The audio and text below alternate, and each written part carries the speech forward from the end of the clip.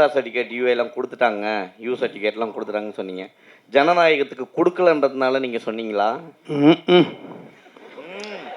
அப்பா அது எப்பேற்பட்ட படம் உலகம் முழுக்க எதிர்பார்த்துட்டு இருக்கக்கூடிய தம்பி தான் மேடை சொல்லிட்டாங்களே. ஸோ எல்லாருமே அதை வந்தால் அது எல்லாருக்குமே பொங்கல் தான் இல்லையா?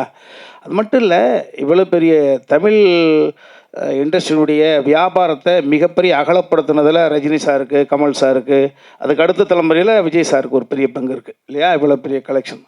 ஸோ அந்த படம் முடங்கி இருக்கிறதன் மூலமாக எல்லாருமே சினிமாவை காதலிக்கக்கூடிய அத்தனை பேருமே அதை கவலைப்பட தான் செய்வாங்க, யாரும் இல்லையா? நம்மளே கவலைப்படுகிற பொழுது அந்த படத்தில் சம்மந்தப்பட்ட டெக்னீஷியன்ஸு, அதோட சம்மந்தப்பட்ட தம்பி வினோத் டைரக்டர் ஃபீல் பண்ணுவாங்க. ஸோ அது படம் ரிலீஸ் பண்ணக்கூடாதுன்னு சொல்லல, கொஞ்சம் தாழ்த்தி வருது அவ்வளோதான். பட் அதை அக்செப்ட் பண்ணக்கூடிய அளவுக்கு தான் எல்லாருக்குமே மெச்சூரிட்டி இருக்குது. ஆமாம், ஜனங்களின் நாயகன் அந்த படம் வருகிற பொழுது எல்லோரும் கொண்டாடுவாங்க, அவ்வளோதானே. Congratulations on your film. Inga, right here in front. Yes, sir. Thank you, sir. Usually Malayalam films have very good writers and scripting process ரொம்ப ஸ்ட்ராங்காகவும் இருக்கும் அவங்களது. இந்த படத்துக்கு இன்ஸ்பிரேஷன் எங்கேருந்து வந்துச்சு, இதனுடைய ஸ்கிரிப்ட் எப்படி ஆரம்பிச்சிச்சு, how many drafts did you guys go through, and அது மலையாளத்தில் பண்ணப்பட்டதா தமிழில் பண்ணப்பட்டதா அண்ட் கன்வர்ஷன் ஆச்சா? ஆக்சுவலி இது ஒரு ட்ரூ இன்சிடென்ட், ஜஸ்ட் ஒரு தின் லைன் தான் நாங்கள் கேட்டிருந்தோம். ஐ மீன் நான் ரைட்டர் கிடையாது, ரைட்டர்ஸ் கேரளா ரைட்டர்ஸ் தான்.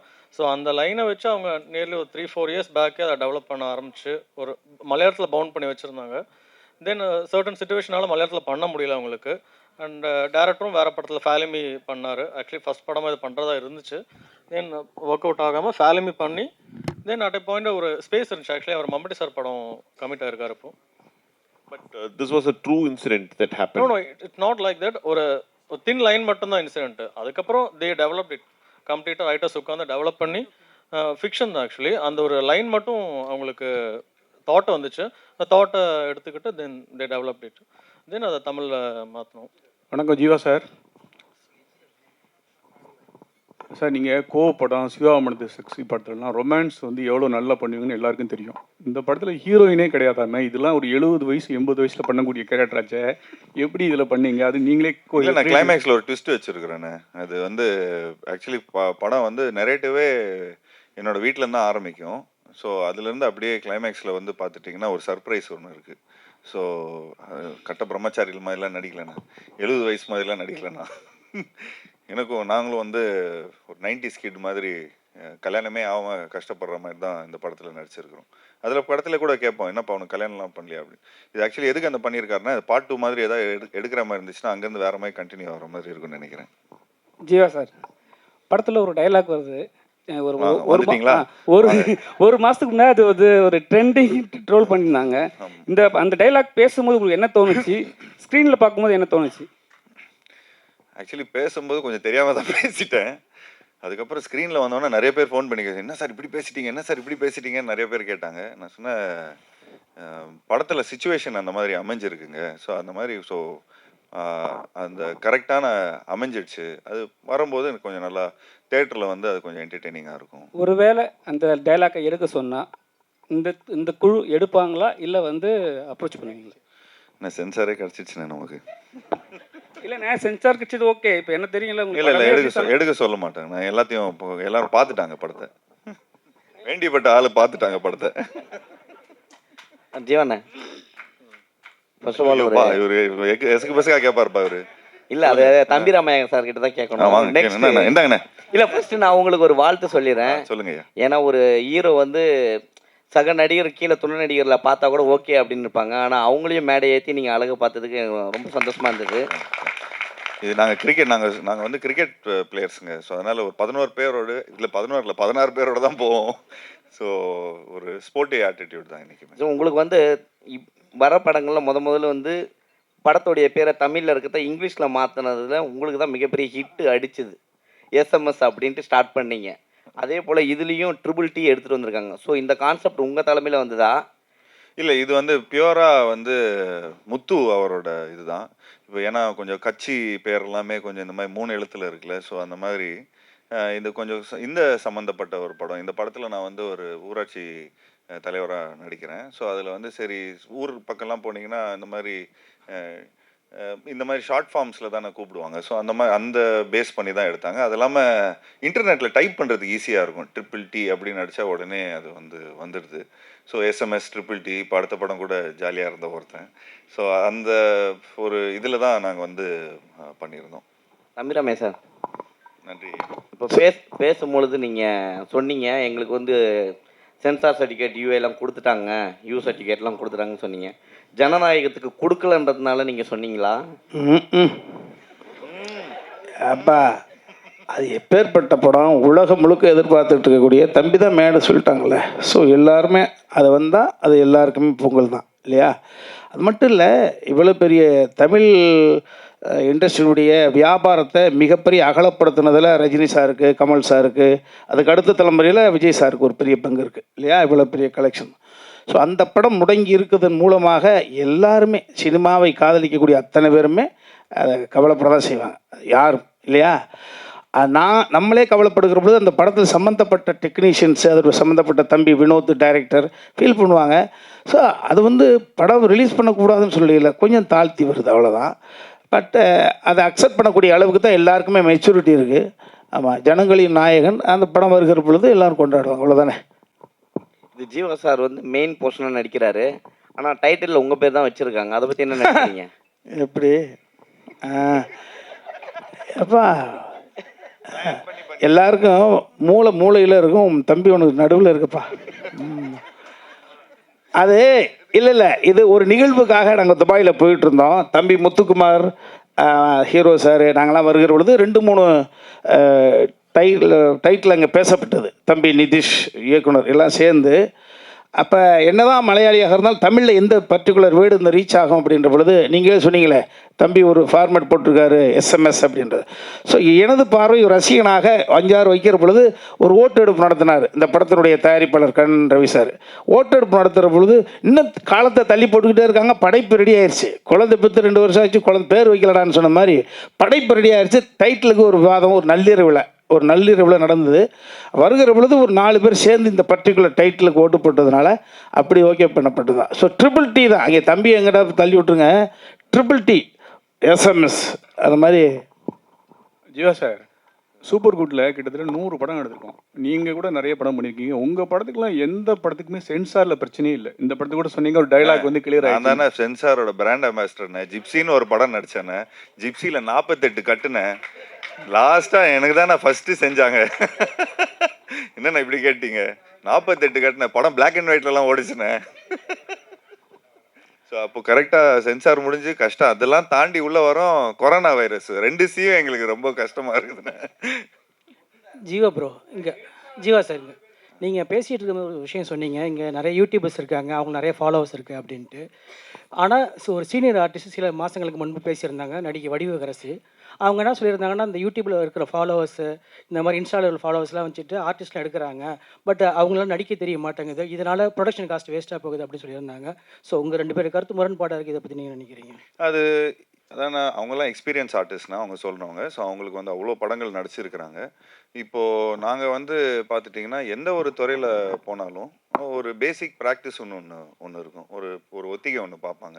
ஸோ என்னதான் நம்ம டான்ஸ் ரிஹர்சல் பண்ணியிருந்தாலும் சரி, என்னதான் நம்ம ஒரு டான்ஸ் ஆட போனாலும் சரி, ஒரு ஃபைட் பண்ண சொன்னாலும் எல்லாத்துக்கும் ஒரு ப்ராப்பர் முறையான ஒரு ரிஹர்சல் இருக்குது. ஸோ இந்த படத்தில் எல்லாருமே அவங்க அந்த கேரக்டருக்கு என்ன தேவைப்படுதோ அதுக்கேற்ற மாதிரி ஒரு ரிஹர்சல் பண்ணி உண்மையிலே அவங்களும் அவ்வளோ பர்ஃபெக்டாக ஒர்க் பண்ணி எல்லாமே ஒரே டேக்கில் முடிச்சிருக்கிறாங்க.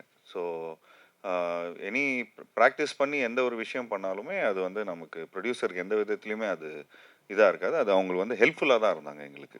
சார், இதில் 4 எழுத்தாளர்கள் பேர் போட்டிருக்கீங்களே, இந்த கதை 4 பேர் சேர்ந்து எழுதுனதா அவர் தனித்தனியாக? ஆமாம் சார், அது ஃபஸ்ட்டு முத்து நீங்கள் ஃபஸ்ட்டு சஞ்சய் ஜோசப் அவர் ரூம் போட்டு 45 நாள் இருந்தார். ஒவ்வொரு நாளும் ஒவ்வொரு சீன் அமுச்சிக்கிட்டே இருப்பார். அண்ட் இப்போ மலையாளம் இண்டஸ்ட்ரியில் அந்த ஒரு இது இருக்குல்லண்ணே, இப்போ சாதாரண ஒன்லி தமிழ் இண்டஸ்ட்ரியில் தான் கதை, திரைக்கதை, வசனம், டைரக்ஷன், எடிட்டிங் என்னென்ன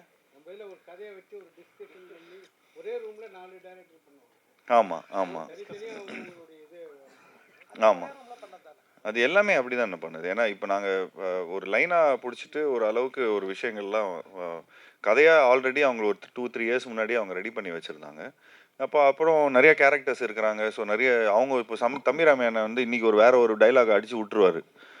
கதைக்கு சூப்பராக இருக்கிற மாதிரி. உடனே என்னப்பா செம்மையாக பேசிட்டாரு, இப்போ நம்ம அதை விட பெட்டராக ஒரு லைன் கொடுக்கணும், அதை விட பெட்டரான ஒரு சீன் கொடுக்கணும் அண்ணனுக்குன்னு சொல்லி அப்படியே டெவலப் பண்ணிகிட்டே வருவாங்க.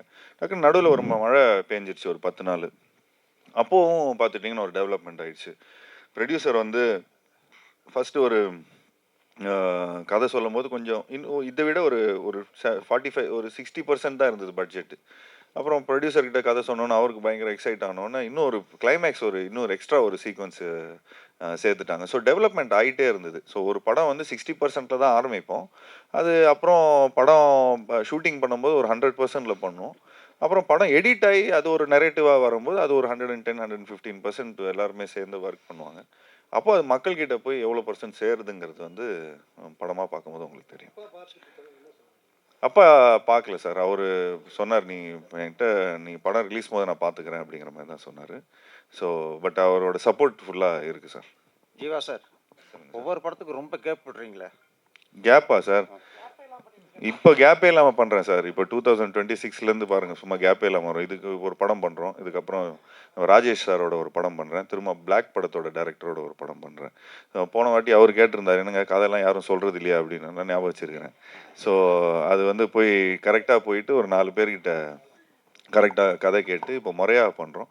அண்ட் அது இல்லாமல் கொஞ்சம் பட்ஜெட்ஸு அப்படி இப்படின்லாம் இருக்குதுண்ணே. ஸோ எல்லாருமே அதுக்கு அந்த பட்ஜெட்ஸ்க்கு ஏற்ற மாதிரி எல்லாருக்கும் கை கடக்கமா எல்லாருக்கும் பண்ணுற மாதிரி நம்ம படம் பண்ணுறோம். மாஸ்டர் ஸ்டண்ட் மாஸ்டர்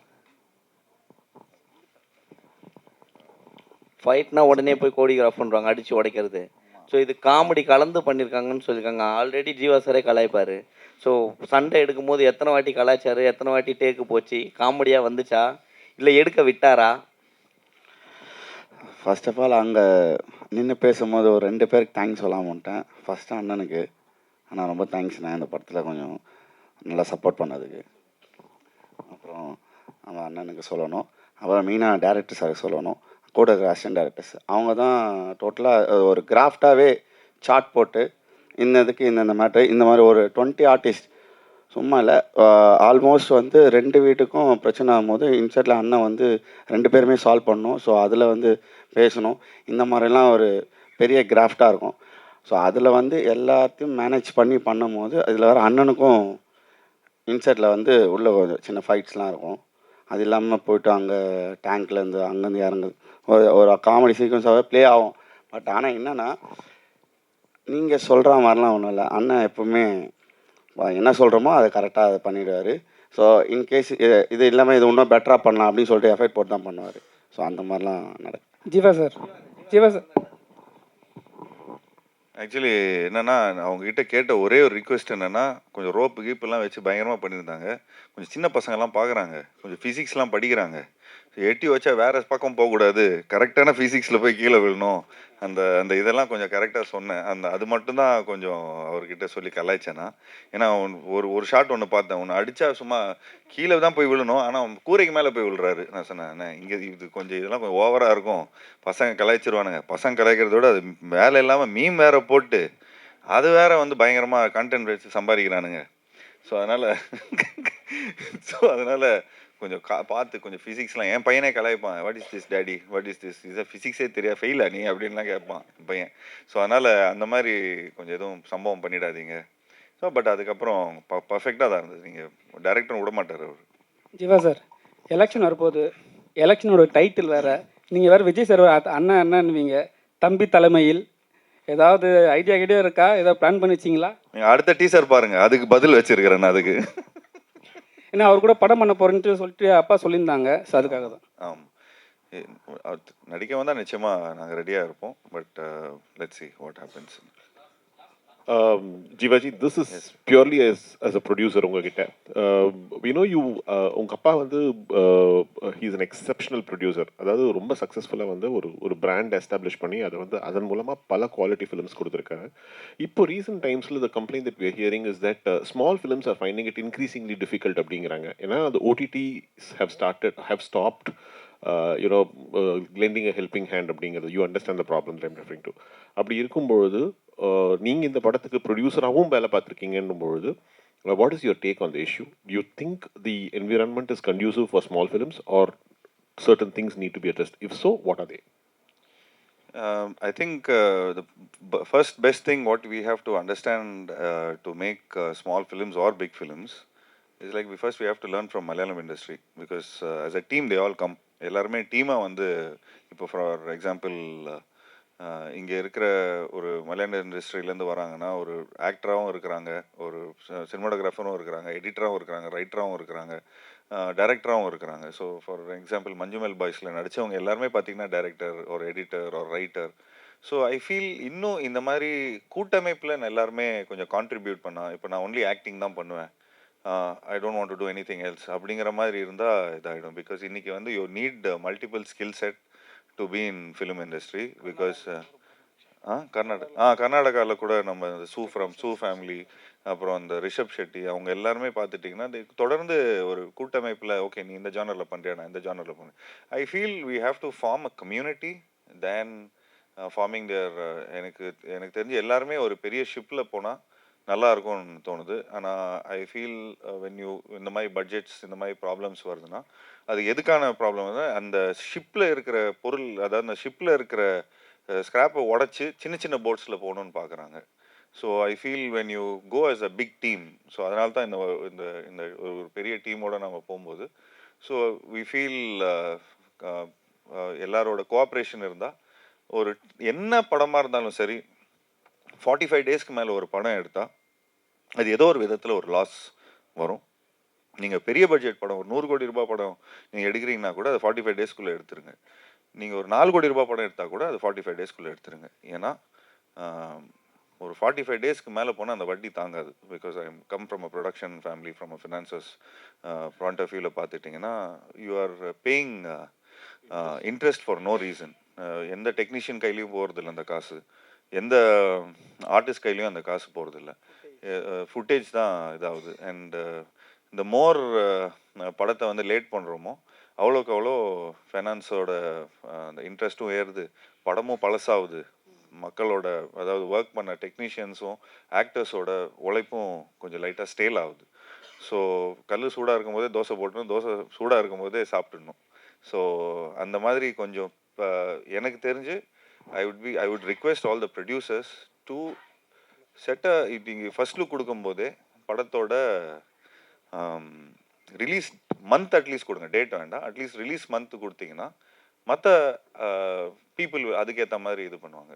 ஜென்யூன்லி நான் தெலுங்கு படம் வந்து சமீபத்தில் ஒரு படம் டைரக்ட் பண்ணியிருந்தாங்க. அது சும்மா ஒரு கெஸ்ட் அப்பியரன்ஸாக போய் ஜஸ்ட் வென் சரஸ்வதியில் போய் சும்மா ஒரு கெஸ்ட் அப்பியரன்ஸாக நடிச்சிருந்தேன். அப்போது அங்கே போய் பார்க்கும்போது ஒரு 15-16 ஹீரோ இருக்கிறாங்க, ஆளுக்கு 300 தேட்டர் வச்சுருக்கிறாங்க. இது முடிச்சா அவங்க வராங்க, அது முடிச்சா அது வராங்க. ஸோ ஒரு ஹெல்த்தி காம்படிட்டிவ்னஸ் இருக்குது. பட் இந்த ரிவர்ஸ் மார்க்கெட்டிங் இல்லை. அங்கே ஒரு படம் நல்லா இருக்குது அப்படின்னா அந்த படம் நல்லா இருக்குப்பா, அந்த ஹீரோ ஒரு அவங்களோட காம்படிட்டர் கூட சொன்ன அந்த படம் நல்லா இருக்குப்பா போய் பாருங்க அப்படின்னு சொல்கிறாங்க. ஸோ என்னதான் இருந்தாலும் this is a business, this is nothing about இன்னொருத்தவங்களோட தட்டில் நம்ம காலை வச்சு அதை எட்டி உதச்சி அந்த மாதிரி எதுவும் பண்ணுறது இல்லைங்க. பட் இங்கே என்ன ஆகுதுன்னா அந்த ரிவர்ஸ் மார்க்கெட்டிங், இந்த நெகட்டிவ் மார்க்கெட்டிங், இவருக்கு மார்க்கெட்டு போயிடுச்சு, இவருக்கு அது போயிடுச்சு, இவரு போயிடுச்சு அப்படின்னு. பட் இன்னைக்கு like today I come from a production backdrop. So இன்றைக்கி வந்து எக்ஸ்பெரிமெண்ட்லான ஃபிலிம் எடுக்கிறதுக்கான கட்டாயத்தில் நானும் இருக்கிறேன். அண்ட் அதே மாதிரி நிறைய டெக்னீஷியன்ஸை இன்ட்ரடியூஸ் பண்ணுற ஒரு ரெஸ்பான்சிபிலிட்டியில் இருக்கேன், புது டைரக்டர்ஸை இன்ட்ரடியூஸ் பண்ணுற ரெஸ்பான்சிபிலிட்டியில் இருக்கிறேன். ஒரு விஷயம் ரொம்ப பெருமையாக ஒரு விஷயம் சொல்லிப்பேன், எனக்கு தெரிஞ்சு நான் தான் இருக்கிறதுலே நான் 45 ஃபிலிம்ஸில் எனக்கு தெரிஞ்சு ஒரு 35 நியூ டைரக்டர்ஸோ I don't know, I might be wrong. So ஒரு I think more than 10 to 15 directors, புது டைரக்டர்ஸை நான் என்னோட ஆக்டிங்கில் நான் இது பண்ணியிருக்கேன். So I tend go behind மார்க்கெட்டில் இருக்கிற டைரக்டரோ மார்க்கெட்டில் இருக்கிற ப்ரொடியூசரோ அவங்க பின்னாடி நான் என்றைக்குமே போனதில்லை. நான் யார் பின்னாடி போயிருக்கிறேனோ, யார் ஒரு ஃப்ரெஷ்ஷாக ஒரு புது ஸ்கிரிப்டு, ஒரு புது டைரக்டர், அவங்கக்கிட்ட ஒரு ட்ரீம் இருக்கும், அந்த ட்ரீமை I try to travel in this dream.